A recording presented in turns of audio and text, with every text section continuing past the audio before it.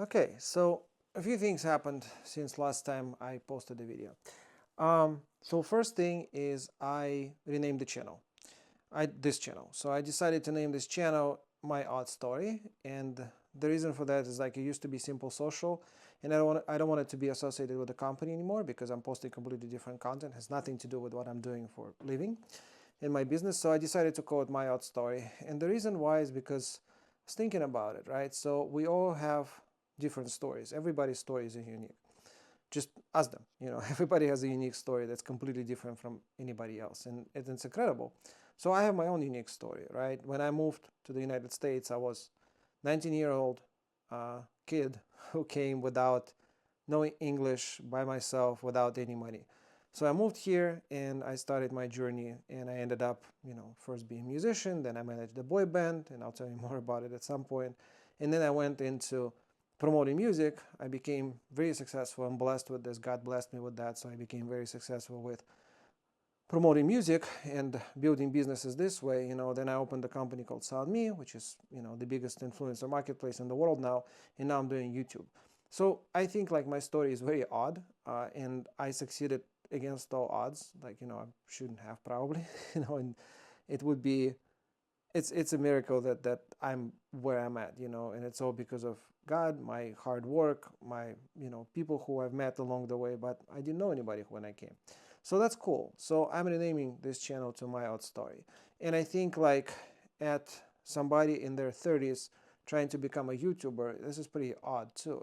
There are some YouTubers who are doing incredibly well when they're older, and like, there's some people like Rick Beato who's, 60 something, and there's others, but it's rare. There are more kids and younger people who are on the platform. Another thing that I've learned this week is two things, right? So I bought lights on eBay. So that's supposed to arrive, some gear is supposed to arrive tomorrow. So I got a very cool light, and I'll show it to you guys once it arrives. So it's a very expensive light, but I got it for $100, 100 something, $120. And the reason why is because it's cracked. So I kind of realized, okay, I'm not doing like a full movie production. And it's called the Fresno light, I think, or something like that. I don't know what it is. But anyway, so it has a daylight, it has an adjustable light, so it can go from like a yellow light to bright daylight and things like that, which is cool. And it came from the known company, reputable company who sells on eBay. So it's not just a random guy who stole the gear. So it's a real deal. But the thing is like the what's it called? The lens is a little cracked. So I kind of thought, I was like, all right, cool. Like I asked them, is it functioning? They said yes. So I was like, all right, screw that. I'll spend $100 and I'll get that. And I also got a couple more lights for another $100. So I think I'm good. I'm set on lights, which is pretty cool. I'm gonna show it to you. I'm gonna unpack it together once it arrives. So I'll show you how it works and how it functions. Might be overkill because it's like 600 watt. So it might be a big overkill. And the other lights is a set, one 300, one 600, and two thousands. So it's gonna be very bright where I'm filming. But I think I need the lights, so that's a very important part. And another thing is what's been really upsetting is the editor. With any YouTuber, it's a bottleneck with editors because there are so many editors, but they're not that many good ones, and B is it doesn't seem like they know how to keep the timeline going. I had a deadline. I was like, okay, cool. Can we shoot it? Can we edit it within the week? And we did some reshots and things like that. So we were supposed to get this video this Friday, right? Because I did 2 more days of shooting. That's why I was so busy, so I couldn't like really do the videos here. So we did another 2 days of shooting. So we shot more content. We did calls with the artists. We did all this stuff. So that's cool. And then the editor comes to me and says, Alex, we're not going to be able to finish it because there's so many no's, there's all this stuff. So what I don't like about people, what I hate about people, like in general, the workers, people who I'm working with, what I hate about them is when you agree on a deadline and you said, okay, cool, you're going to get it done. Yeah, I'm going to get it done. And then the deadline comes and then buts starting to happen. So it's like, oh, but this happened. Oh, but this happened. But I was very clear from the beginning. I said, okay, there's going to be a lot of edits, a lot of notes probably. It's the first video we're doing together. I don't know how to do the video, so I rely on my team. My team was picky. We filmed everything, and there's like piles of content.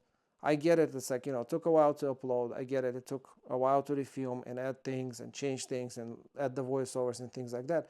But if you can't do it, don't say that. I would rather him come to me and say, hey, Alex, I need 2 weeks probably for this video. I'm not going to be able to do it within 7 days. I need another couple more weeks and I'll be done. Fine. At least I know how to count towards that, right?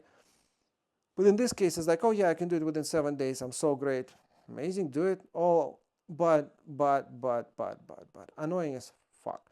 And it pisses me off, to be honest, because I'm like, hey, that is not cool and this is gonna mess up my whole schedule. I'm not looking for another editor yet, but I'm filming another video, which is gonna be cool. So next video we're filming is the Uber video.